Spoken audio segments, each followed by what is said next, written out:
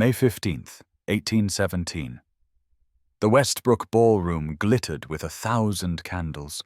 their light dancing across silk gowns in shades of ivory and rose, across jewels that caught the brilliance and threw it back in rainbow fragments. The orchestra played a lively country dance, and the floor swirled with motion, with youth, with laughter that rang bright as crystal against marble floors. Eleanor Ashworth stood at the edge of it all, as she had stood for 11 seasons, her position as fixed and unremarkable as the potted palms that lined the perimeter. She wore a gown of blue silk that had been fashionable 3 years prior, altered twice to accommodate changing styles, the color still fine, but the cut betraying its age to any discerning eye. At 29, Eleanor had learned to make herself small, to occupy the spaces between notice, to expect nothing beyond the thin courtesy society afforded spinsters who had long since ceased to matter. Her face, though not unpleasant, bore the unmistakable mark of resignation, a certain stillness in her expression that came from years of being looked through rather than at. Her brown hair, dressed simply, framed features that might have been called handsome in a kinder world. But handsomeness was not what the marriage mart valued. Youth, vivacity, a certain decorative charm, these were the currencies that purchased regard, and Eleanor's purse had been empty for years. She watched her younger sister Margaret's friends whirl past in the arms of eligible gentlemen, girls who had been children when Eleanor first entered society, now wives themselves, some already mothers. The sight no longer pained her as it once had. She had made peace with invisibility, or so she told herself in the quiet hours before dawn when sleep refused to come.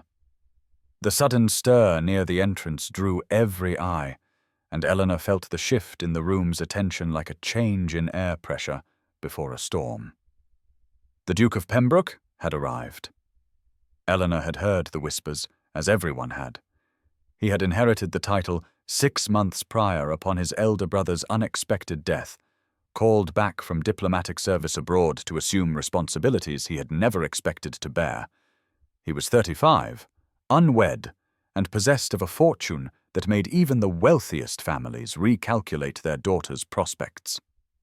The crowd parted for him, as water parts for a ship's prow,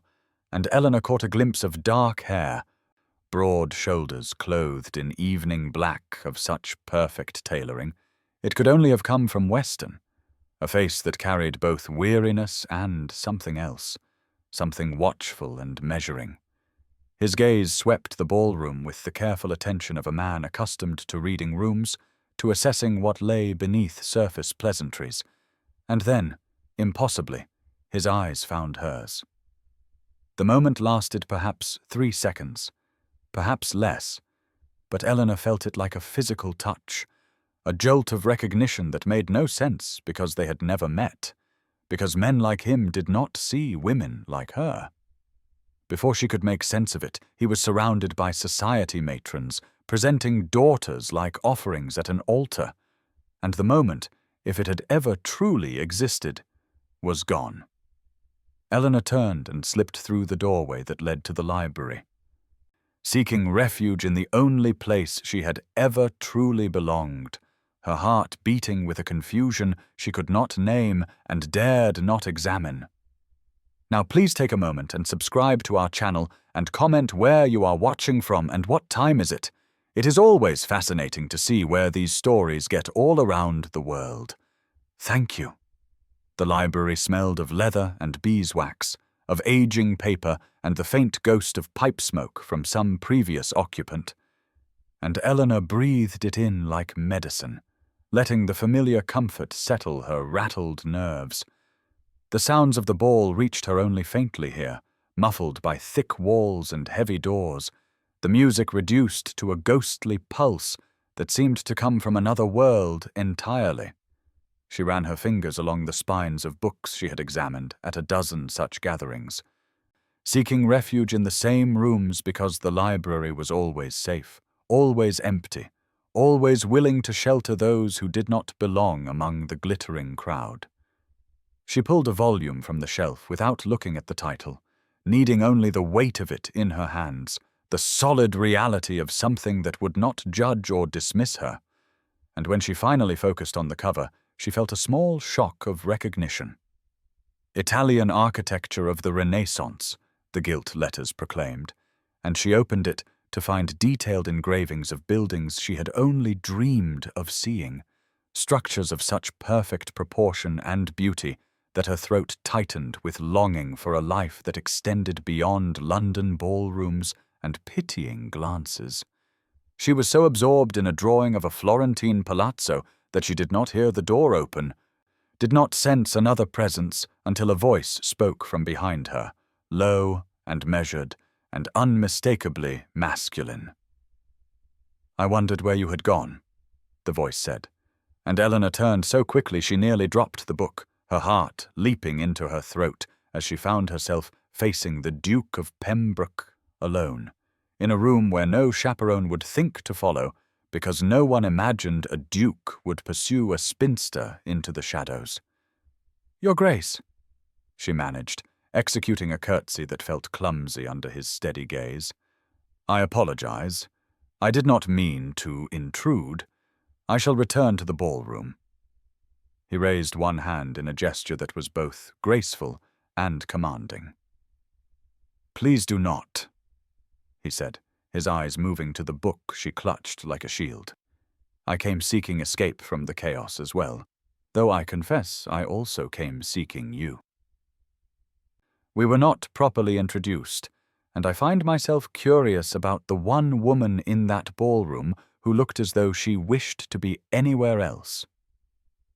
Eleanor felt heat rise in her cheeks, uncertain whether his words were kindness or subtle mockery. "I am Miss Eleanor Ashworth, Your Grace," she said, keeping her voice level through years of practice at maintaining dignity in uncomfortable moments. "Forgive me, I did not realize my feelings were so transparent." He moved closer, close enough that she could see his eyes were not merely dark, but a deep grey, like winter skies before snow. "Alexander Pembroke," he said, as though his title were an afterthought. "And transparency is not a fault, Miss Ashworth. It is a rarity. Most faces in that ballroom are masks worn so long their owners have forgotten what lies beneath. Tell me, what draws you to Italian architecture?" The question was so unexpected, so genuinely interested in its delivery, that Eleanor found herself answering honestly instead of deflecting with the self-deprecating humor she had learned to employ. "The harmony of it," she said quietly, "the way proportion and beauty serve purpose rather than vanity, the sense that something can be both functional and transcendent. I have studied it for years through books, though I do not suppose I shall ever see the buildings themselves." "Why not?" he asked, and the question hung between them like a challenge until the door burst open and Lady Catherine Rushworth swept in, her sharp eyes taking in the scene with predatory interest. "Your Grace, there you are," she declared, her voice bright with false warmth. "We have all been searching for you. And here you are, tucked away with dear Eleanor. How amusing." Eleanor felt the moment shatter like dropped crystal, felt herself become invisible again as Lady Catherine positioned herself between them, chattering about the dancing and the supper and all the young ladies waiting hopefully for the Duke's attention, and when Eleanor slipped from the room, neither of them seemed to notice her departure, though she could have sworn she felt his eyes follow her into the corridor beyond. May 16th, 1817. Morning light filtered through the lace curtains of the Ashworth breakfast room, falling across the modest table where Eleanor sat with her mother and sister, the pale sunshine doing little to warm the chill she felt as she spread marmalade across toast she had no appetite to eat. Her mother, Mrs. Beatrice Ashworth, presided over the teapot with the careful attention she gave to all matters of household management, her face already showing the pinched expression that preceded one of her headaches, those convenient ailments that appeared whenever life failed to meet her exacting expectations. Margaret sat across from Eleanor, her younger sister's face still soft with the contentment of 2 years of happy marriage, her condition not yet showing, but revealed in the careful way she declined the kippers and chose only dry toast. And Eleanor felt the familiar mixture of love and envy that had become her constant companion since Margaret had wed.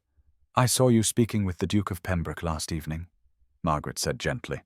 her eyes warm with genuine interest rather than the calculation that would have marked their mother's inquiry. "He seemed quite engaged in your conversation before Lady Catherine interrupted." Mrs. Ashworth set down the teapot with more force than necessary, the china rattling against the saucer. "Do not fill your sister's head with fancies, Margaret," she said, her voice carrying the weariness of 11 seasons spent watching her eldest daughter fail to secure a match. His Grace was merely being polite, as any gentleman would be when trapped in a library with an unmarried lady. I am certain he thought nothing more of it. Eleanor felt the words land like stones in still water, the ripples of dismissal spreading through her chest, but she had learned long ago not to argue with her mother's assessments, had learned that defending herself only prolonged the discomfort, and confirmed her mother's belief that Eleanor held foolish hopes beyond her station. "It was nothing, Mamma," she said quietly, keeping her eyes on her toast. "We spoke briefly of architecture, nothing of consequence." Margaret reached across the table to squeeze Eleanor's hand, a gesture of solidarity that made Eleanor's throat tighten with gratitude. But before either could speak further, the sound of the door knocker echoed through the small house with unusual force for such an early hour. They heard Perkins, their aging butler, shuffle to answer it, heard the murmur of voices, and then the old servant appeared in the doorway, holding a silver salver with a single envelope upon it, the thick cream paper and crimson wax seal unmistakably those of an aristocratic house. "For Mrs. Ashworth and family," Perkins announced, his usually steady voice betraying a hint of excitement, delivered by the Duke of Pembroke's footman. "Mrs. Boas." Ashworth's hand flew to her throat as she took the letter, breaking the seal with fingers that trembled slightly, her eyes scanning the contents with increasing speed before she looked up at Eleanor with an expression that mingled shock, calculation, and something that might have been hope. "We have been invited to a garden party at Pembroke House," she said slowly, as though testing the reality of the words. 4 days hence. The invitation specifically names all 3 of us." Eleanor felt her heart begin to beat faster, felt the dangerous flutter of possibility rising in her chest, despite every lesson experience had taught her about the folly of hope. Margaret smiled broadly, but Mrs. Ashworth's gaze had already fixed on Eleanor with new intensity, her eyes cataloguing every deficit with the ruthless efficiency of a general assessing troops before battle. "We must see about your wardrobe," she said briskly, the headache apparently forgotten in the face of this unexpected development. "That green muslin might do if we add new trim, and your hair must be properly dressed, none of this simple style you prefer. If His Grace has taken some notice of you, we cannot squander the opportunity through carelessness." Eleanor said nothing, merely nodded, but inside she felt the precarious balance between hope and self-protection tip dangerously toward the former, and she wondered whether the Duke of Pembroke had any idea what tempest his simple invitation had unleashed in the quiet disappointment of her life. May 20th, 1817. The afternoon sun cast golden light across the gardens of Pembroke House, transforming the assembled guests into figures from a painting, their pastel gowns and dark coats arranged artfully against the backdrop of manicured lawns and flowering hedges that spoke of wealth so established it need not announce itself. Eleanor stood in the receiving line with her mother and Margaret, her hands clasped tightly before her to still their trembling, the green muslin gown with its new trim suddenly feeling like a costume meant for someone else, someone younger and more hopeful than the woman who wore it. The Duke of Pembroke greeted each guest with perfect courtesy, his manner formal and distant, and when Eleanor's turn came, his eyes passed over her with the same polite acknowledgement he had given the dozen guests before her, no flicker of recognition warming his expression, no reference to their library conversation or the invitation that had so disrupted her carefully maintained equilibrium. "Miss Ashworth,"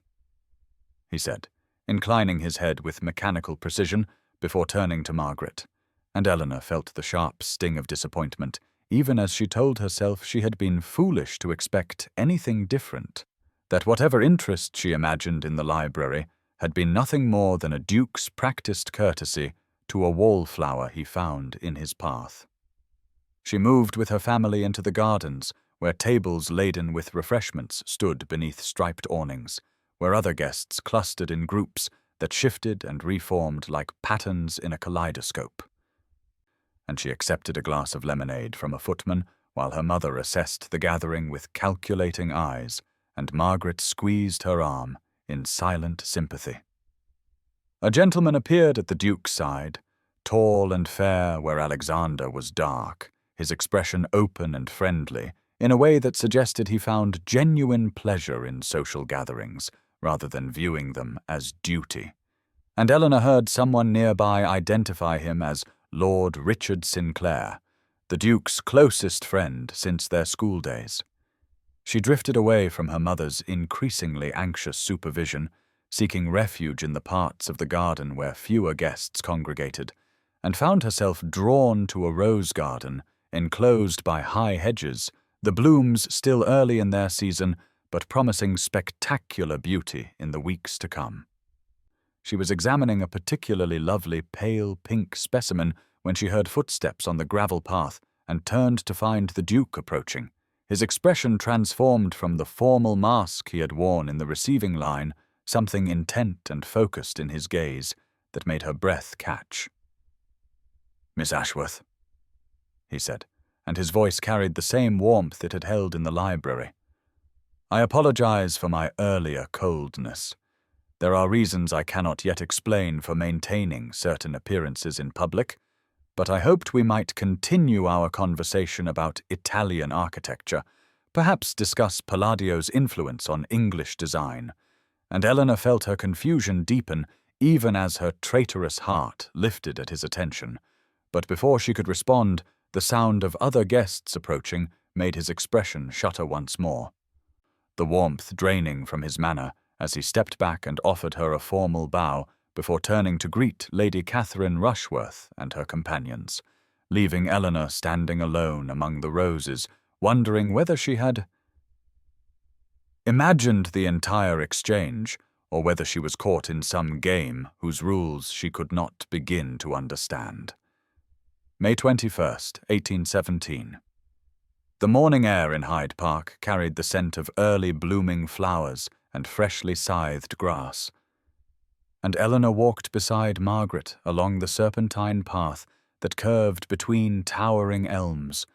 their branches creating patterns of shadow and light that shifted with each breath of wind, though Eleanor noticed none of the beauty around her. Her mind still trapped in the confusion of the previous afternoon's garden party and the Duke of Pembroke's inexplicable behavior that had left her feeling as though she were trying to read a book with half its pages torn away. Margaret had suggested the walk with gentle insistence, her sister's perceptive eyes having noted Eleanor's distraction at breakfast and the way she had pushed food around her plate without eating, and Eleanor was grateful for the companionship even if she could not bring herself to speak of the turmoil in her heart, the dangerous hope that kept trying to take root despite the stony ground of her experience. They had just rounded a bend near a small grove of ornamental shrubs when Eleanor heard voices ahead, the distinctive sharp tone of Lady Catherine Rushworth cutting through the morning quiet like a blade. And Eleanor's steps faltered as she recognized that her former friend was holding court with 3 other ladies on a bench just beyond the shrubs, close enough that their voices carried clearly but far enough that they had not yet noticed Eleanor's approach. "Poor Miss Ashworth," Lady Catherine was saying, her voice dripping with false sympathy that barely masked the cruelty beneath. "I fear she has quite mistaken His Grace's politeness for something more significant. You should have seen her face in the rose garden yesterday, positively glowing with hope. It was almost painful to witness. A woman of her age should know better than to fancy herself the object of a duke's serious attention." Another voice joined in with a tittering laugh, asking whether the duke was merely being charitable to a spinster whom everyone had long since dismissed, and Lady Catherine responded that she suspected exactly that, saying that His Grace was known for his kindness and had likely taken pity on poor Eleanor after seeing her standing alone at the Westbrook ball, that he probably felt obligated to show courtesy to a woman so thoroughly overlooked by society,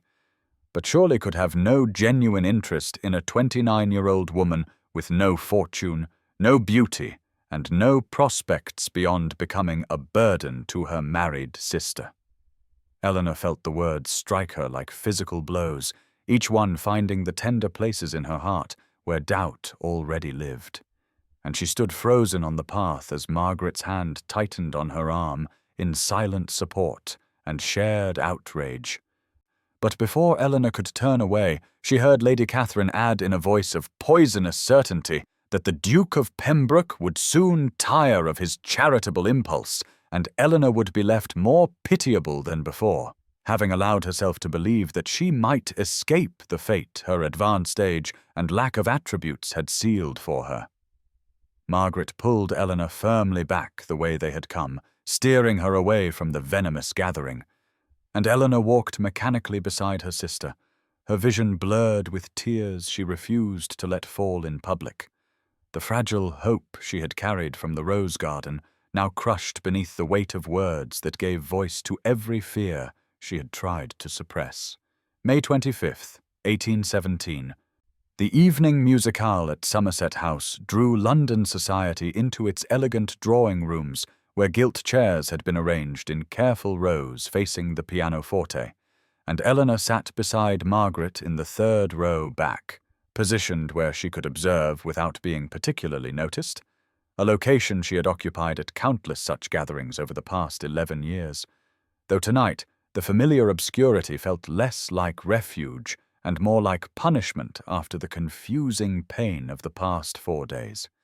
She had resolved during the sleepless hours following the encounter in Hyde Park to guard her heart more carefully, to recognize the Duke of Pembroke's attention for what Lady Catherine had named it, a charitable impulse from a man too well bred to openly ignore a wallflower he had inadvertently encouraged. And yet when he entered the drawing-room, her treacherous heart still leapt at the sight of him before she forced her gaze down to her hands folded tightly in her lap. The musicale proceeded with the usual offerings, young ladies performing pieces selected more for their brevity than their beauty, their anxious mothers watching from the sides with expressions that mingled hope and dread, and Eleanor felt a familiar mixture of sympathy and relief that her own performing days were long past, that no one expected her to display herself like goods at market anymore. When Lady Somerset approached her during the interval with an unusual request, Eleanor initially demurred, saying she had not played publicly in years, and surely there were younger ladies better suited to entertain the company. But their hostess insisted with surprising firmness that she had heard from Margaret about Eleanor's skill, and the programme needed a more accomplished performer to close the evening. Eleanor felt rather than saw the Duke of Pembroke move to stand near the pianoforte as she took her seat before the instrument, her hands trembling slightly as they found the keys, and she chose a piece by Mozart that had always spoken to her of longing and loss, pouring into the music all the confused emotion of the past weeks, the hope she had tried to suppress, and the pain of believing herself foolish for entertaining it. The room fell genuinely quiet as she played, not the restless silence of polite endurance, but the stillness of authentic attention, and when the final notes faded, the applause that followed carried real warmth rather than mere obligation to. She rose from the instrument with a curtsy, intending to return quickly to her seat and the safety of obscurity, but found the Duke of Pembroke at her elbow, his dark eyes intense in a way that made her breath catch, despite her resolutions. "Miss Ashworth," he said quietly, his voice pitched for her ears alone beneath the surrounding conversations, "might I have a word with you in the music room? There is something I must say that cannot wait any longer." And though every instinct of self-preservation urged her to refuse, though Lady Catherine's cruel words still echoed in her memory, Eleanor found herself nodding and allowing him to guide her through a side door into the smaller chamber, where instruments were stored between performances. May 27th, 1817. The afternoon sunlight filtered through the tall windows of Hatchard's bookshop on Piccadilly, illuminating the dust motes that danced in the air between the towering shelves of leather-bound volumes, and Eleanor stood before the architecture section, with Margaret browsing novels nearby, grateful for this respite from the confusing turmoil that had dominated her thoughts since the musicale 2 days earlier, when the Duke of Pembroke had spoken of his admiration in that small music room at Somerset House with an intensity that had both thrilled and terrified her. She had come seeking the comfort books had always provided, the escape into worlds built of stone and vision, rather than the treacherous landscape of hope and disappointment that her heart currently navigated, and she ran her fingers along the spines of volumes describing buildings she would likely never see, finding a strange solace in their permanence and clarity. The shop bell chimed, and Eleanor paid it no mind, too absorbed in examining a newly acquired folio on Venetian palaces to notice the stir of recognition that rippled through the other patrons. But when a familiar voice spoke her name with evident surprise, she looked up to find the Duke of Pembroke standing just 3 feet away with an expression that suggested he was as startled by the encounter as she was. "Miss Ashworth," he said again, and this time she heard genuine pleasure beneath the surprise. "I had not expected the gift of finding you here, though I suppose I should have guessed that a woman of your interests would frequent the finest bookshop in London." Eleanor felt her practiced defenses rise automatically, the shield she had rebuilt after allowing it to lower too dangerously in recent weeks. But something in his face stopped the cool response she had prepared, a vulnerability in his dark eyes that made him look less like the powerful duke society saw and more like a man uncertain of his welcome. She managed a small curtsy and a quiet acknowledgement of his greeting, gesturing to the volume she held as explanation for her presence, and he moved closer to examine it with what appeared to be sincere interest rather than mere politeness, asking whether she had seen the illustrations of the Car d'Oro, and did she not think the Gothic arches there achieved something the later Renaissance buildings lost in their pursuit of classical symmetry. The conversation that followed flowed with the same natural ease their first exchange in the Westbrook library had possessed, absent the pressure of watchful eyes and whispered speculation, and Eleanor found herself speaking freely about her thoughts on proportion and beauty, while he listened with attention that felt genuine and responded with observations that proved he had actually retained everything she had said during their previous conversations. When she mentioned wishing she could see the buildings she studied, rather than merely reading about them in books, he grew very quiet for a moment, before asking whether she had truly meant what she had said to him in the music room about doubting his sincerity. And Eleanor felt her breath catch at the direct question that cut through all social pretense. Before she could formulate a response, he continued speaking in a low voice meant only for her despite the public setting, saying he understood her skepticism given his failure to show consistent regard, but that he hoped she might allow him to prove through actions rather than words alone that his interest was neither charitable impulse nor passing amusement. And then he took the volume from her hands and carried it to the counter where he purchased it along with 2 other books on Italian architecture before returning and presenting all three to her with a small bow and a reminder that she had been holding a book on Venetian palaces during their first conversation, and he had not forgotten a single detail of that evening. June 1st, 1817. The morning arrived at the Ashworth residence with the usual sounds of the household stirring to life. Servants moving quietly through the corridors, the distant clatter of breakfast preparations in the kitchen below, and Eleanor sat at her small writing desk by the window of her bedchamber, reviewing the careful notes she had been making about Gothic versus Renaissance principles of proportion, finding in the intellectual exercise a welcome distraction from the confusing hope that had taken root in her heart since the encounter at Hatchard's 5 days earlier, when the Duke of Pembroke had given her those books, with a look that suggested he meant them as something more than simple gifts. She had read the volumes each night by candlelight, discovering small marks in the margins where he had noted passages of particular interest, and she wondered whether he had purchased them already marked or if he had gone through them himself before presenting them to her. The latter possibility suggesting a degree of thoughtfulness that both thrilled and frightened her with its implications.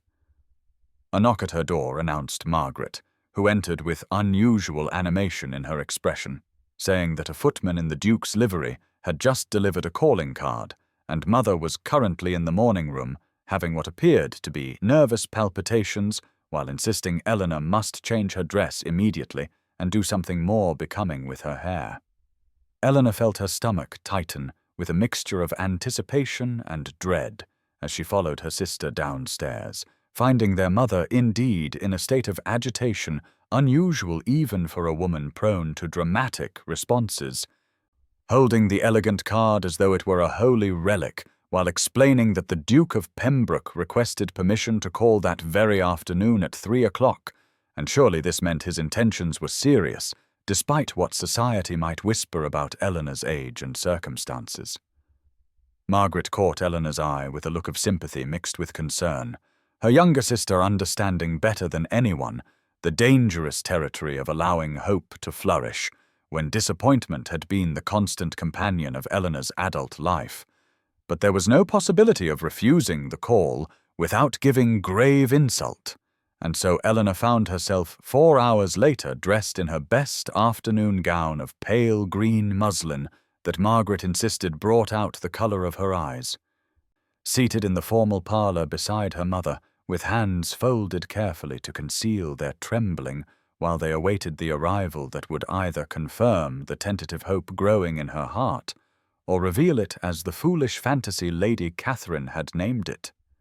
When the clock struck 3 and the butler announced the Duke of Pembroke, Eleanor felt time seem to slow as Alexander entered the room with perfect aristocratic bearing, bowing first to her mother with proper respect before turning his dark gaze to Eleanor with warmth that made her breath catch despite her determination to maintain composure.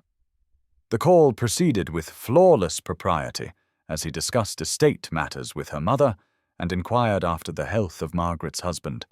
but his attention returned again and again to Eleanor. Drawing her into conversation about the books he had given her and listening to her observations with the focused attention she had come to recognize as distinctively his, and when he extended an invitation for the entire Ashworth family to attend a week-long house party at his country estate beginning on June 8th, Eleanor saw her mother's face transform with an expression of triumph mixed with disbelief, while Margaret reached over to squeeze her hand beneath the cover of her skirts in silent support. June 8th, 1817. The carriage bearing the Ashworth family turned off the main road onto the long private drive that wound through parkland more extensive and beautifully maintained than Eleanor had imagined possible, ancient oaks lining the approach like sentinels guarding the approach to a realm apart from ordinary existence. And when Pembroke Estate came into view, at the crest of a gentle rise, her breath caught at the magnificence of the golden stone facade that seemed to glow in the late afternoon sunlight, with its perfectly proportioned windows and elegant classical portico that spoke of wealth so old and established it required no ostentation to announce itself. Her mother made a small sound of awe beside her, while Margaret squeezed her hand with an expression that mingled excitement and concern. Both sisters understanding that this week would either confirm the fragile hope that had been growing since the bookshop encounter and formal call, or shatter it completely in a setting where there would be no escape from the pain of disappointment. The carriage pulled up before the main entrance, where other vehicles were already discharging guests, and Eleanor recognized with a sinking sensation the elegant form of Lady Catherine Rushworth, descending from a coach with her husband Lord Edmund, while casting an appraising look at the arriving families that suggested she was already cataloguing material for future gossip. Alexander stood at the top of the entrance steps, flanked by servants, looking every inch the Duke in command of his ancestral domain as he greeted each arriving guest with perfect aristocratic courtesy. And Eleanor felt her anxiety increase as she watched him bow over the hand of a beautiful young woman in a travelling dress of expensive silk, while her mother whispered that the girl must be Lady Harriet Somerset, whose family controlled half of Devonshire. When their turn came to be handed down from the carriage, Eleanor had armoured herself with the dignity that had sustained her through 11 seasons of being overlooked, prepared for the possibility that he would greet her with the same pleasant impersonality he had shown the other guests. But when his dark eyes met hers, something shifted in his expression, and he descended the steps himself, rather than allowing a footman to assist her, taking her hand with a warmth that seemed to communicate private meaning beneath the public gesture, while murmuring that he was most particularly glad to welcome her to his home. The tour of the principal rooms that followed revealed chambers of such elegance that Eleanor felt overwhelmed by the contrast to her own family's modest London residence.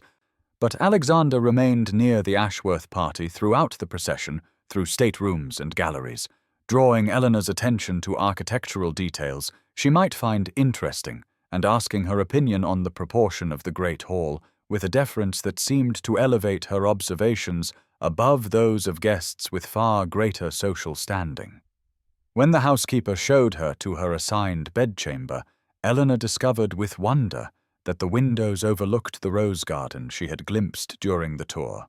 the same garden where Alexander had spoken to her so intensely during the garden party at his London residence, and she could not believe the placement was accidental. That evening at dinner, she found herself seated not at the distant end of the table, where spinster relations were typically relegated, but rather in a position of honor near Alexander himself. And throughout the meal he engaged her in conversation with an attention that made several other guests exchange significant glances. While Lady Catherine's expression grew increasingly disapproving as she observed from across the table how the Duke ignored conventions of distributing his attention equally among guests, and instead focused his considerable charm on the most unlikely recipient present. June 9th, 1817.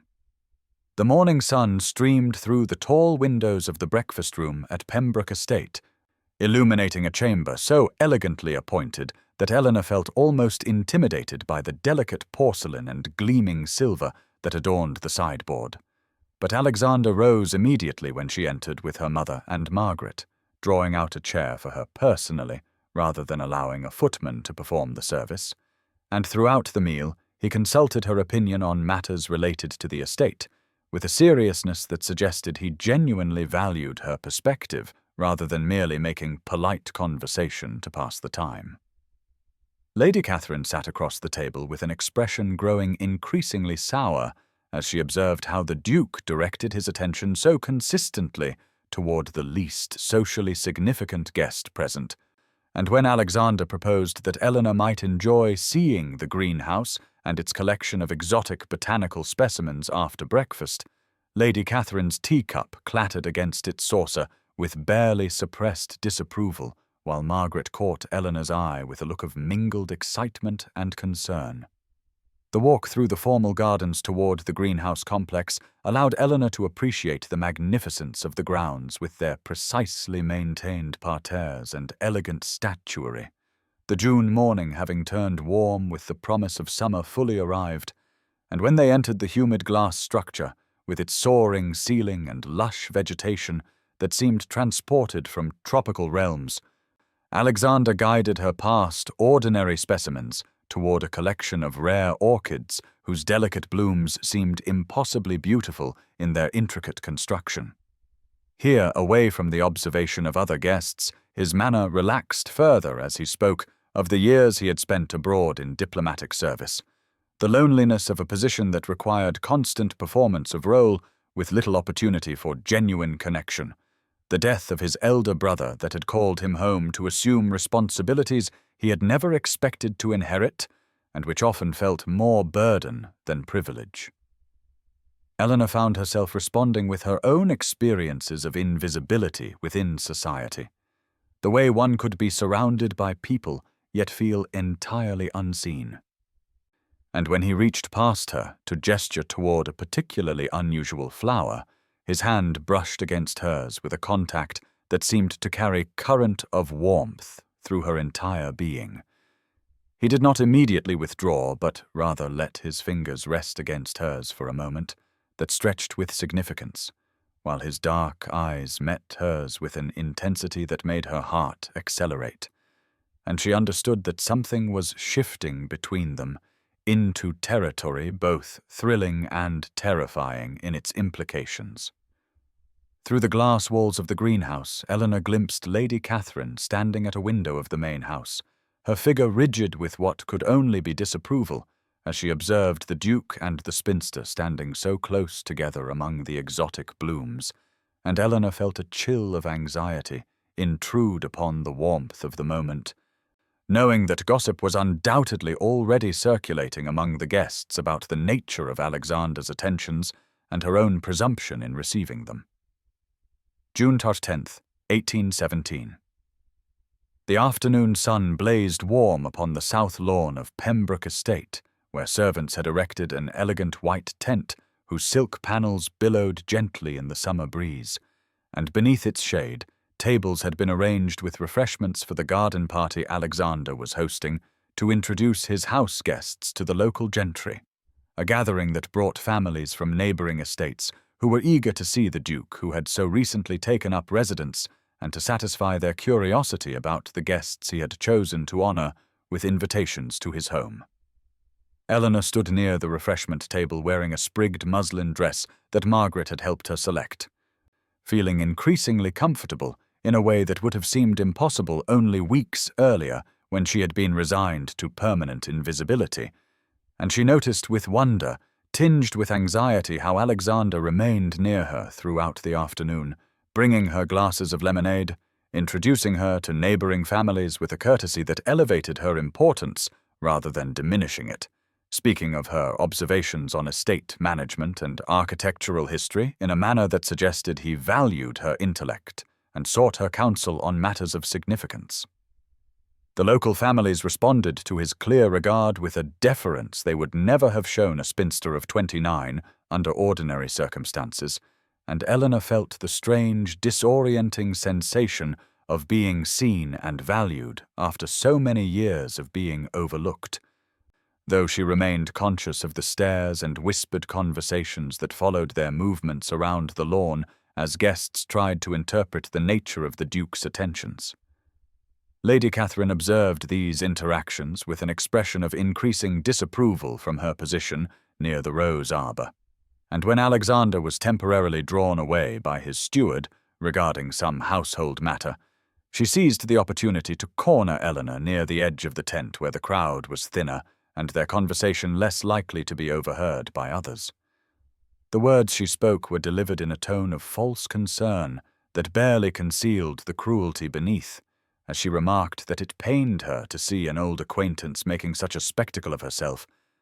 that surely Eleanor must understand that the Duke was simply being kind to a guest, and that it would be foolish indeed for a woman of her age and limited prospects to mistake aristocratic politeness for genuine romantic interest, that the entire party was whispering about the pathetic spinster who had so badly misunderstood the situation and was setting herself up for humiliation when the Duke inevitably turned his attentions to a more suitable candidate for his affections. Eleanor felt the words strike like physical blows, each syllable finding the vulnerable places in her heart where doubt and fear still resided, despite the evidence of Alexander's regard. And though she maintained her composure through years of practice in enduring social cruelty, she could feel her hands trembling as she gripped her glass, while Lady Catherine continued her assault under the guise of friendly warning. Alexander returned to find Eleanor pale and shaken, Lady Catherine retreating with an expression of satisfaction, and something shifted in his demeanour as he took in the scene with the perceptiveness that came from years of diplomatic service reading underlying currents in social situations. And without a word to Eleanor, he strode after Lady Catherine with a determination that drew the attention of nearby guests. Those close enough to observe saw the Duke speak to Lady Catherine in tones too low to be overheard, but with an intensity that left no doubt he was delivering a rebuke. Saw her face flush with shock and anger. Saw him gesture toward Eleanor with a protectiveness that made his regard unmistakable, and within minutes the whispered story spread through the gathering that the Duke had confronted one of the most prominent ladies present on behalf of the spinster, that he had defended Miss Ashworth's honour, that his interest was clearly far more serious than anyone had imagined. June 11th, 1817. The morning mist still clung to the low places of the parkland surrounding Pembroke estate, when Alexander sent word requesting Eleanor accompany him for a morning ride. And though she had never been particularly accomplished on horseback, she found herself accepting with a mixture of anticipation and nervousness that had kept her awake much of the previous night, replaying the extraordinary scene of the Duke publicly defending her against Lady Catherine's cruelty. Margaret insisted Eleanor borrow her own dark green riding habit, which fit reasonably well despite needing adjustment at the waist, and as Eleanor descended to the stables she felt acutely conscious of how the borrowed garment represented her position as someone perpetually making do with what others could spare, rather than possessing the abundant resources that came naturally to those born to different circumstances. Alexander waited beside two horses already saddled, his own large black gelding and a gentler chestnut mare, whose calm temperament he had specifically requested for Eleanor's use, and he helped her mount with a steadying hand that lingered perhaps a moment longer than strictly necessary before swinging on to his own horse with the easy grace of someone raised to the saddle from childhood. They rode in companionable silence through the misty morning, following a track that led upward through wooded slopes toward higher ground, and Eleanor found herself grateful for the excuse not to speak immediately, as her mind churned with questions about his intentions and the meaning of yesterday's confrontation that had sent ripples of gossip through the entire party. The overlook he brought her to commanded a magnificent view across his lands. The estate house visible in the distance, with its elegant proportions, settled into the landscape like something that had grown there naturally over centuries, and when they dismounted, Alexander led the horses to graze, while he guided Eleanor to a fallen log that provided a natural seat overlooking the vista spread below them. He stood for a long moment, gazing across his property before turning to face her directly with an intensity in his dark eyes that made her heart accelerate with both hope and fear, and when he finally spoke, his words came carefully chosen, as though he had rehearsed them during the sleepless portions of his own night. He explained that when they first met, he had been captivated immediately by her intelligence and the dignity with which she carried herself, despite society's dismissal, but having witnessed too many times how vicious gossip could destroy reputations and cause genuine suffering, he had initially maintained public distance while he examined his own heart, to be certain his interest was not merely passing attraction, but something deeper and more permanent. He admitted now that this strategy had been flawed, that in attempting to protect her from premature speculation, he had instead caused her pain and confusion, that watching Lady Catherine wound her yesterday had made him understand he could not guard his regard so carefully when she needed to know with certainty that he valued her beyond any other woman of his acquaintance. His voice grew rougher with emotion as he confessed that his feelings had grown far beyond his control, that he found himself thinking of her constantly, seeking her opinion, wanting to share every aspect of his life with someone whose mind and spirit matched his own in ways he had not imagined possible to find. Eleanor sat frozen as his words washed over her, scarcely daring to breathe lest she wake from what must surely be an impossible dream. But the morning sunlight breaking through the mist felt too real, and the vulnerability in his expression too genuine for fantasy. And when she finally found her voice to ask tremulously if he truly meant what he was saying, he knelt before her and took her hands in his with a tenderness that made tears spring to her eyes, as he promised he would spend however long necessary proving his constancy until she could trust in the permanence of his devotion. June 12, 1817.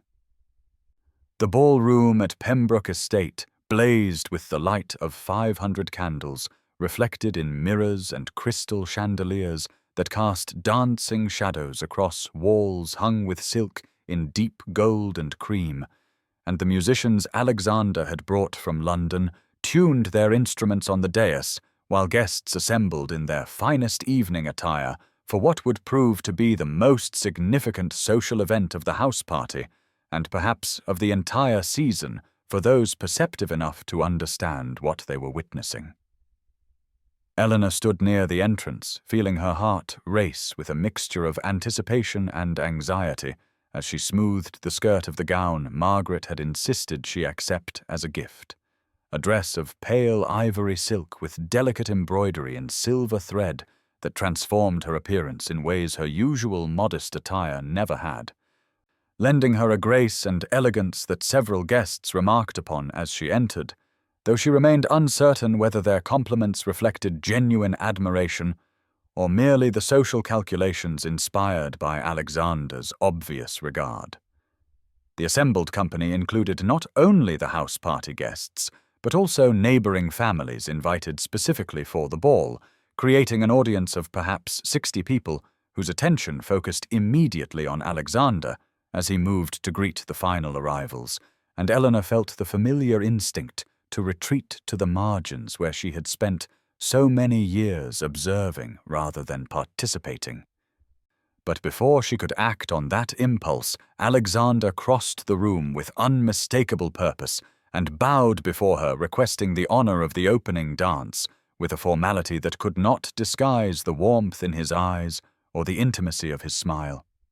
The shock that rippled through the assembly was almost palpable as guests registered that the Duke was not merely showing courtesy to a guest, but claiming Eleanor publicly as his chosen partner for the most significant dance of the evening, a statement that carried implications no one could mistake, even if they wished to misinterpret his intentions. Eleanor felt her hand tremble slightly as she placed it in his, felt the reassuring pressure of his fingers as he led her to the center of the floor while the other guests formed sets around them. And when the music began and they moved through the figures of the dance, she found herself meeting his gaze directly rather than looking away, found courage in the steadiness of his attention and the unspoken promise conveyed through every touch and glance. The first dance ended to polite applause, but rather than releasing Eleanor to the customary rotation of partners, Alexander remained near her as the next set formed, engaging her in quiet conversation that excluded the world around them until the music began again, and he claimed her for a second dance, a breach of propriety so blatant that even those inclined to excuse his behavior as eccentricity could not ignore its significance. Lady Catherine watched from her position near the refreshment table with an expression that shifted from disapproval to active hostility as she observed not only the Duke's unprecedented attention, but the way other gentlemen began approaching Eleanor between dances, following Alexander's lead in treating her as a woman of consequence rather than a negligible spinster. And when Alexander claimed Eleanor for a third dance, the whispers crescendoed into open speculation about whether an engagement would be announced before the party concluded. Lord Richard Sinclair, observing Lady Catherine begin to circulate among the guests with clear intention to spread poison, intercepted her conversation with the Tremaines and spoke in carrying tones about how Miss Ashworth had been instrumental in helping Alexander plan charitable initiatives for the estate tenants, revealing an involvement in the Duke's affairs that suggested intimacy and trust beyond mere social acquaintance, lending Eleanor a legitimacy and value that even the most determined gossips found difficult to dismiss entirely. June 13th, 1817. The morning sun streamed through tall windows into the small private breakfast room, where Alexander had arranged for Eleanor to join him alone, save for the discreet presence of a maid stationed near the door to satisfy propriety. And as Eleanor entered, still feeling as though she moved through some impossible dream after the previous evening's extraordinary ball, she found him standing by the window, gazing out at the gardens with an expression that shifted to unmistakable warmth when he turned at the sound of her entrance and crossed to pull out her chair himself, rather than allowing the servant to perform that office. The breakfast laid out was more intimate than the grand buffet offered to other guests in the main dining room, with delicate pastries and fresh fruit arranged on china, so fine Eleanor could see light through it, and as Alexander dismissed the maid to wait outside the closed door, Eleanor felt her heart accelerate with the significance of this private audience that suggested intentions serious enough to disregard the whispers such arrangements would inevitably inspire among the remaining house guests. He did not speak immediately, but instead served her himself, placing selections on her plate with careful attention to what he had observed she preferred during previous meals. And this small gesture of having noticed her tastes moved Eleanor more than grander displays might have done, because it revealed the depth of his attention to details about her that most people never bothered to observe. When he finally spoke, after taking the seat beside rather than across from her, his voice carried a seriousness that made her set down her fork and give him her complete attention as he began to speak of how her life might change, asking with genuine interest about dreams she had harbored beyond society's narrow expectations for women of her station, and particularly for those dismissed as past the age for new beginnings. Eleanor found herself speaking more freely than she had ever dared about her longing to see the world beyond England's shores, to stand before the architecture she had studied in books, and understand how light and proportion combined to create beauty, to live a life defined by curiosity and growth rather than the slow diminishment into invisibility that society prescribed for spinsters. And as she spoke, she watched his expression grow more animated with each word, as though her dreams aligned perfectly with visions he had been harboring himself. Alexander leaned forward and took her hand where it rested on the table, his touch gentle but definite, and told her he wanted to show her Italy and the architectural wonders she had studied, that he had connections in Florence and Rome who could provide access to buildings rarely opened to visitors, that traveling with someone who shared his appreciation for art and history would transform experiences he had previously undertaken alone into something infinitely richer. His words painted a future so vivid Eleanor could almost see the Italian sunlight and smell the flowers that must grow in Mediterranean gardens, and she felt tears prick her eyes at the generosity of someone not only accepting her dreams but actively wishing to facilitate their fulfillment in ways her limited circumstances had never allowed her to imagine possible. He opened his mouth to continue speaking, his expression suggesting he was building toward something of great significance, when a sharp knock at the door interrupted, and his steward entered with profuse apologies, carrying a letter whose seal Alexander recognized immediately with the expression of frustration that told Eleanor this communication could not be ignored, despite his clear wish to do exactly that. He read quickly, his jaw tightening, then looked at Eleanor with genuine regret, as he explained that urgent business regarding tenant disputes on the northern portion of his estate required his immediate attention and consultation with his land agent, matters that could not be postponed without risking real harm to families depending on his intervention. Eleanor assured him she understood, even as disappointment settled heavy in her chest at whatever he had been about to say before this interruption. And though Alexander retained her hand a moment longer and promised they would continue this conversation very soon, she felt the weight of words unspoken hanging between them as he reluctantly rose to attend to his duties, leaving her alone with cold breakfast and a heart suspended between hope and uncertainty. June 14th, 1817. The afternoon carried a quality of ending as guests assembled in the entrance hall with trunks and cases being loaded onto carriages, while servants moved efficiently through rooms restoring order to spaces that had hosted a week of extraordinary social theatre. And Eleanor stood near the window of her assigned bedchamber, looking out at the rose garden one final time,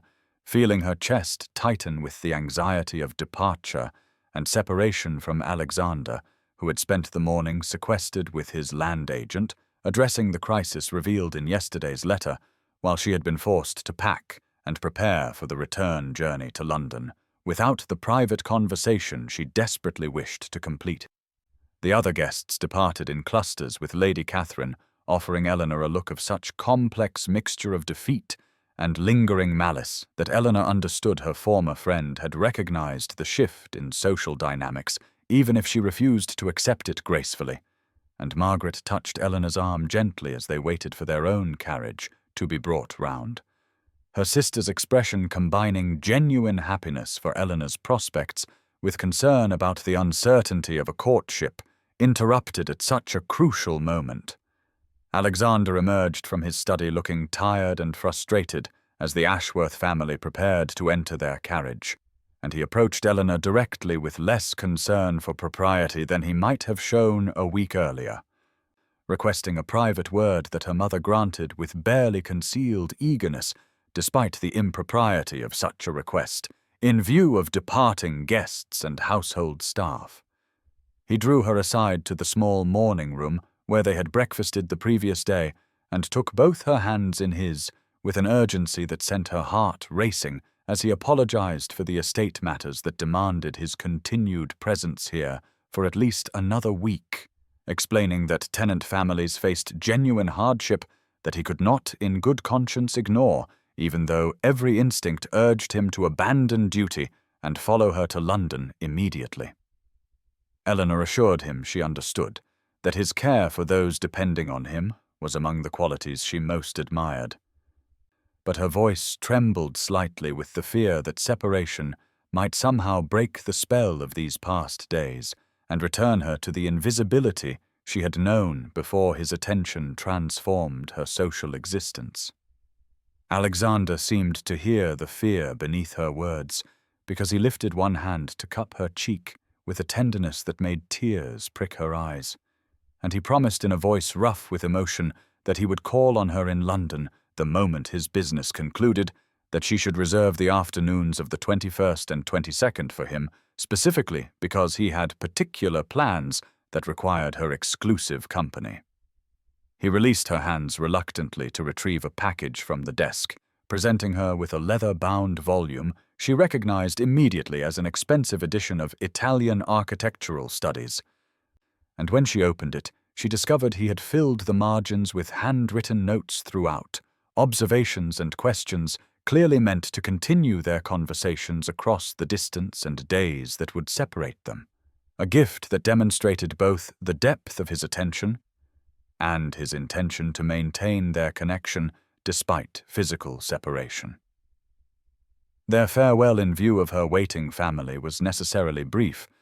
but the pressure of his hands and the intensity of his gaze communicated promises that required no words, and as the carriage rolled down the drive, carrying her away from Pembroke Estate, Eleanor clutched the book to her chest and allowed herself to hope that the courtship so dramatically begun would continue to its natural conclusion despite this temporary parting. though a small voice of old fear whispered that a week apart might give Alexander time to reconsider the wisdom of attaching himself to a woman society had long since dismissed as past the age for such romantic possibilities. June 21st, 1817. The week since Eleanor's return to London had passed with excruciating slowness, each day bringing a fresh torment of social attention that ranged from genuine curiosity to thinly veiled cruelty, as word of the Duke's marked preference during the country house party spread through drawing-rooms and ballrooms like fire through dry grass, and Eleanor found herself subjected to scrutiny more intense than any she had endured during 11 previous seasons, when she had at least enjoyed the mercy of invisibility rather than this new experience of being observed and discussed and speculated upon by people who had never bothered to learn her name before Alexander Pembroke had shown her such unmistakable regard. Margaret stayed close during calling hours, offering silent support while their mother vacillated between unprecedented pride in her eldest daughter's prospects and anxiety that something might yet destroy this impossible good fortune. And Eleanor herself moved through the days in a state of suspended animation, counting hours until the 21st, when Alexander had promised to call,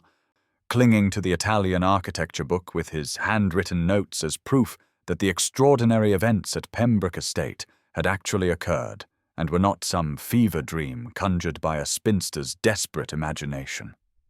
The afternoon of the 21st arrived at last, and Eleanor, dressed with trembling hands in a gown of pale green muslin that Margaret insisted brought out the colour of her eyes, and when Alexander's card was brought up precisely at 3 o'clock, her heart hammered so violently she feared the other callers already assembled in the drawing-room must surely hear it.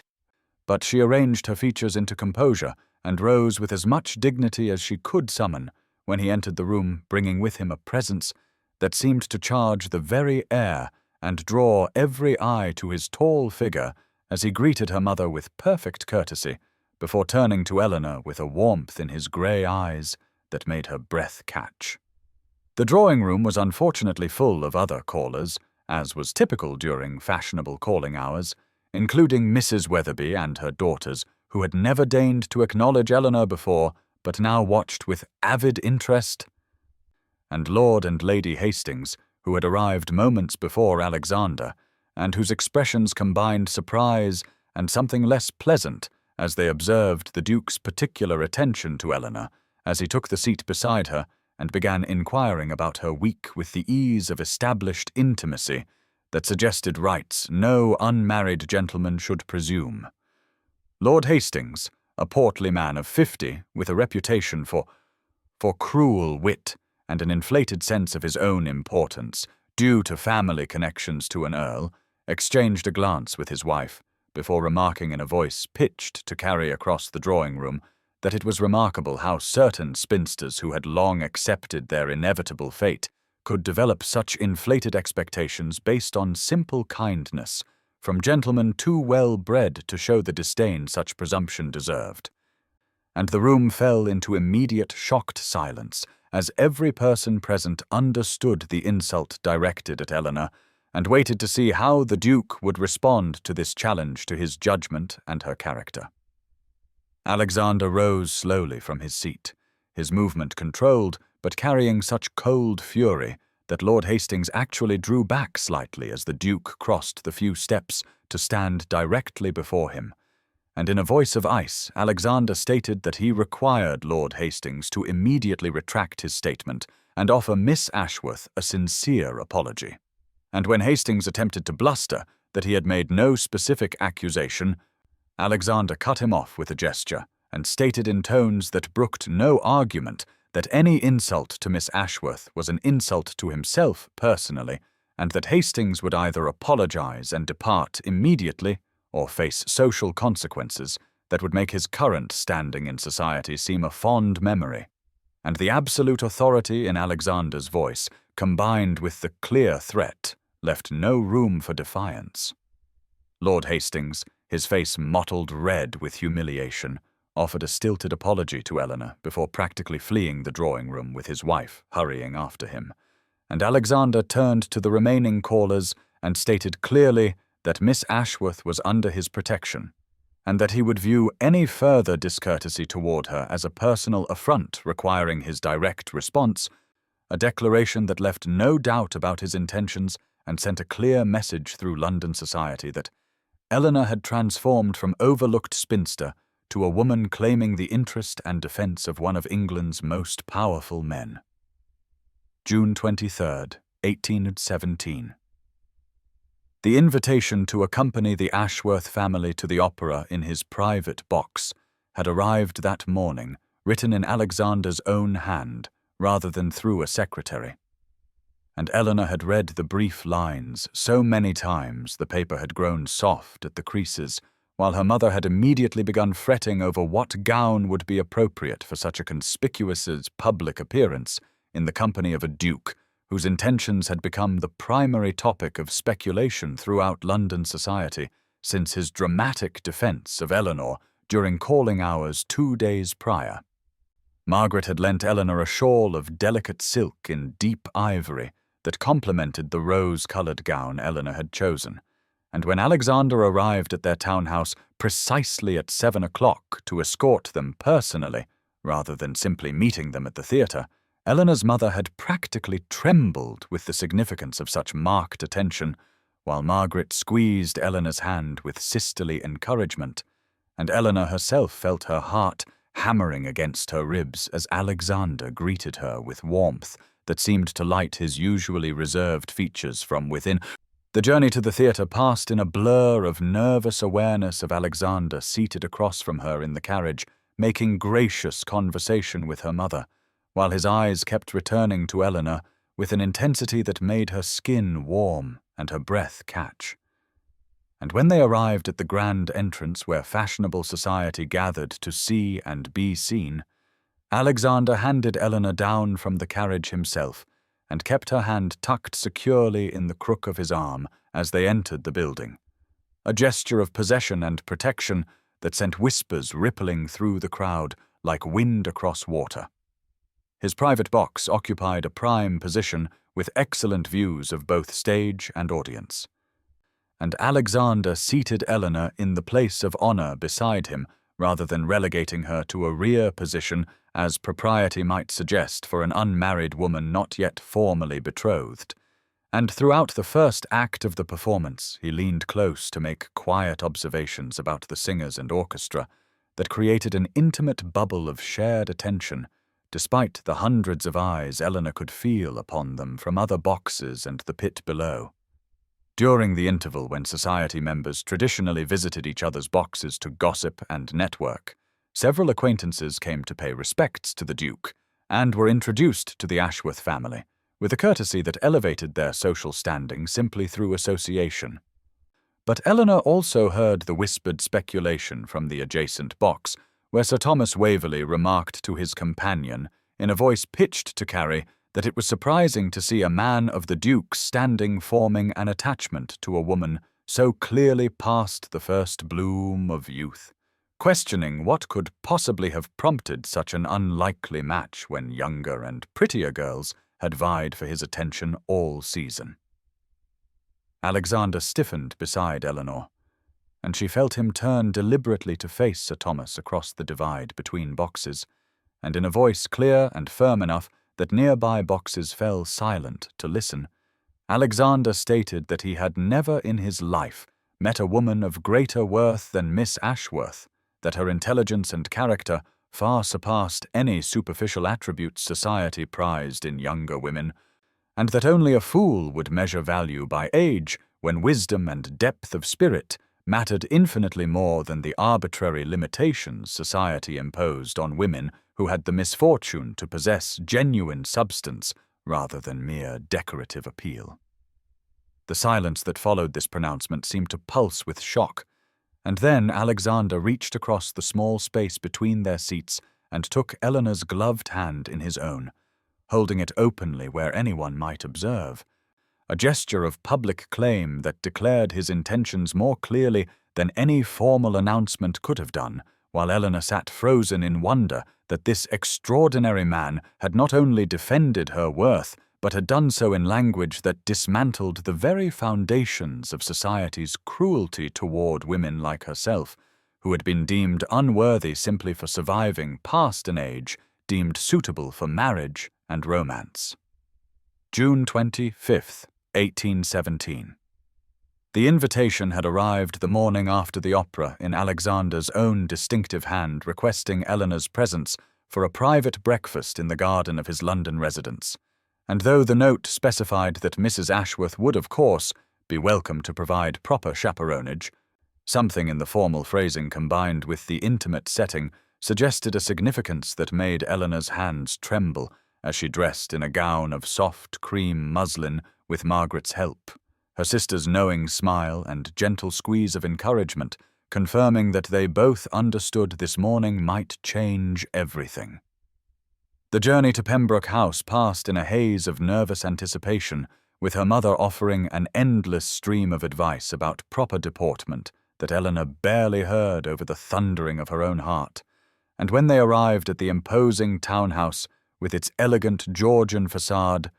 Alexander himself came to greet them in the entrance hall, looking somehow both perfectly composed and subtly anxious in a way that made Eleanor's breath catch, because she had never seen him anything less than completely self-assured. He escorted them through the house to the private garden behind where a small table had been arranged in a secluded corner, surrounded by climbing roses just beginning their summer bloom. And though Eleanor's mother was seated at a respectful distance on a bench with tea and refreshments of her own, where she could observe propriety while offering the illusion of privacy, Eleanor felt as though she and Alexander existed in a world containing only the two of them, as he handed her into her chair with a touch that lingered just a moment longer than strictly necessary. The breakfast laid before them was exquisite, but Eleanor could barely taste the delicate pastries and fresh fruit as Alexander made gentle conversation about inconsequential matters, while the morning light filtered through the leaves overhead and painted shifting patterns across the white linen tablecloth. And then he set down his cup with deliberate care and turned to face her fully, his grey eyes holding an intensity that made her forget to breathe, as he began to speak in a voice low and earnest about how their acquaintance had transformed from that first evening in the Westbrook library when he had recognized in her a kindred spirit whose intelligence and depth of character had drawn him like a beacon in the shallow waters of society. He spoke of how her dignity in the face of dismissal had taught him the true meaning of courage, how her observations about art and architecture and human nature had challenged his assumptions and expanded his understanding, how her very presence had illuminated the arbitrary cruelty of social limitations he had never questioned until seeing them through her eyes. And Eleanor felt tears gathering as he reached across the small table to take her hand in both of his, and stated with absolute conviction that she had shown him what genuine worth looked like, and that he could not imagine facing his future without her wisdom and grace and remarkable spirit beside him. He released her hand only to reach into his coat and withdraw a small velvet box, which he opened to reveal a ring of breathtaking simplicity, a single perfect sapphire surrounded by small diamonds that caught the morning light and scattered it in blue fire, and he explained that it had belonged to his grandmother, who had defied her own family's expectations to marry his grandfather for love rather than strategic alliance, and who had told him before she died that he should give this ring only to a woman who understood that true value lay in character rather than circumstance. "Eleanor Ashworth," he said, his voice rough with emotion, "would you grant me the extraordinary honor of becoming my wife, of allowing me to spend my life proving myself worthy of the gift of your partnership, of traveling with me to see the architecture of Italy you have studied in books, and building a future where we might face whatever comes with the strength we have found in one another?" The yes that escaped Eleanor's lips was half laugh and half sob, as joy unlike anything she had ever known flooded through her, and when Alexander slipped the ring onto her finger, It fit as perfectly as if it had been made for her alone. And then he was rising and drawing her to her feet and asking with endearing uncertainty if he might kiss her. And Eleanor nodded through her tears as his hands came up to frame her face with infinite gentleness. And his lips met hers in a kiss that was both achingly tender and full of promise, sealing between them a commitment that transcended every limitation society had tried to impose, and proving that love recognized no boundaries save those of the heart itself. July 15th, 1817. The morning of Eleanor's wedding dawned with golden sunlight streaming through the tall windows of the Ashworth townhouse where she had awakened for the last time as an unmarried woman. And as Margaret helped her dress in the elegant gown of ivory silk that had been crafted by London's finest modiste, Eleanor caught sight of her own reflection in the looking-glass and barely recognized the radiant woman who gazed back at her, transformed not by cosmetics or elaborate styling, but by the unmistakable glow of genuine happiness that seemed to illuminate her from within in a way that 29 years of invisibility had never permitted. The Church of St. George in Hanover Square was filled to capacity when their carriage arrived shortly before 11 o'clock, and Eleanor felt her breath catch as she glimpsed through the open doors the rows of fashionable society members who had come to witness the marriage of the Duke of Pembroke to the woman many of them had dismissed as a hopeless spinster only 2 months prior. Their presence now a testament to how completely the social winds had shifted once Alexander had made his regard unmistakably clear. Margaret preceded her down the aisle in a gown of pale rose, Eleanor's only attendant, and Eleanor's mother wept openly in the front pew beside Margaret's husband, while on the opposite side Lord Richard Sinclair stood beside Alexander at the altar, and when Eleanor's eyes found Alexander's as she began her slow processional walk on her father's arm, the expression of wonder and love and absolute certainty on his face made every moment of doubt and pain from her past dissolve like morning mist under the sun. The ceremony itself passed in a blur of sacred words and solemn vows that Eleanor spoke with a steady voice that surprised her, given how her heart raced.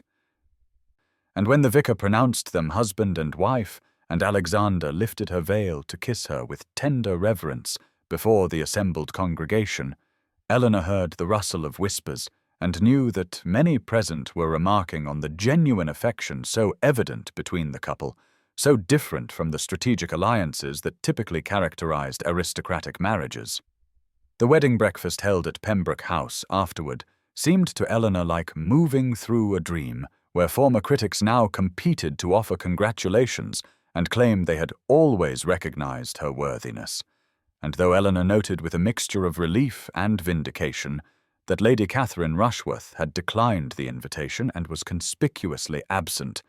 she found she could summon no bitterness toward her former friend, because the happiness she had found rendered past cruelties powerless to wound her. When Alexander rose to offer a toast to his new bride, his words were simple but devastating in their sincerity, as he thanked Eleanor for teaching him that true worth had nothing to do with age or social standing, and everything to do with the depth of character and generosity of spirit she possessed in such abundance. And when they shared their first dance as husband and wife while the assembled guests looked on, Eleanor felt Alexander's arms around her, and knew with absolute certainty that she had found not just love, but genuine partnership with a man who truly saw her and valued her for exactly who she was, and that this beginning they had fought so hard to claim together was only the first chapter of a story that would continue to unfold in ways neither of them could yet imagine. Spring had come to Florence in the year 1819, and Eleanor Pembroke stood on the terrace of the villa overlooking the ancient city, with one hand resting on the gentle swell of her belly, where her first child grew, and the other holding a sheet of sketching paper upon which she had been attempting to capture the soaring dome of the cathedral that dominated the skyline, though she found herself distracted by the sheer impossibility of believing that this life was truly hers.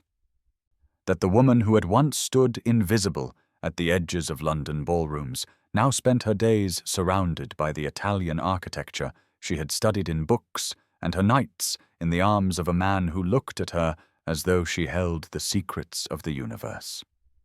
Alexander sat nearby in the dappled shade of a lemon tree, reading from a volume of poetry, but glancing up frequently to watch his wife with an expression of such contentment that it still made Eleanor's heart catch even after 2 years of marriage. And when he noticed her attention had drifted from her sketching, he set aside his book and came to stand behind her, his arms encircling her waist and his chin resting on her shoulder as they looked out together over the terracotta roofs and winding streets of the city that had welcomed them like a promise fulfilled. A letter had arrived that morning from Margaret, describing how her 3 children filled their country home with joyful chaos and how their mother had become insufferable in her tendency to work Eleanor's title as Duchess into every conversation with the neighbours, and there had been a separate note from Richard Sinclair mentioning with obvious amusement that even Lady Catherine Rushworth had been heard to speak approvingly of the match at a recent gathering, time and the undeniable evidence of genuine happiness having softened even her bitter judgment. Eleanor leaned back into her husband's embrace and reflected aloud on how strange it was that being truly seen by one person who valued her for exactly who she was had changed not just her circumstances but her very understanding of herself, had given her permission to step fully into a life she had never dared to imagine possible. And Alexander tightened his arms around her and replied that she had done the same for him, that her courage in maintaining her dignity despite society's cruelty had taught him what real strength looked like, and given him the determination to defy conventions that suddenly seemed not just arbitrary, but actively cruel in their limitations. They stood together as the afternoon light turned golden and painted the ancient stones of Florence in warm amber. And Eleanor thought of the girl she had been at 29, standing at the edge of a ballroom, in an outdated gown, believing her life was already over, and she wished she could reach back through time to whisper to that lonely, invisible woman that the story was not finished, that sometimes the most extraordinary chapters begin precisely when we have stopped expecting them, that true worth exists independent of society's recognition, but being genuinely seen by another soul who values that worth transforms everything in ways both profound and lasting. And perhaps you who are listening to this story now find yourself in a season of waiting or invisibility. Perhaps you have been told by circumstance or cruel voices that your time has passed, or that you are somehow less than enough. And if that is so, then please hear this truth that Eleanor and Alexander discovered together in their defiance of limitations others tried to impose, that it is never too late for new beginnings. That authentic connection transcends every arbitrary boundary society constructs, and that your worth has always existed waiting only for the courage to claim it, and perhaps for one other person with wisdom enough to recognize it and celebrate it as the gift it truly is.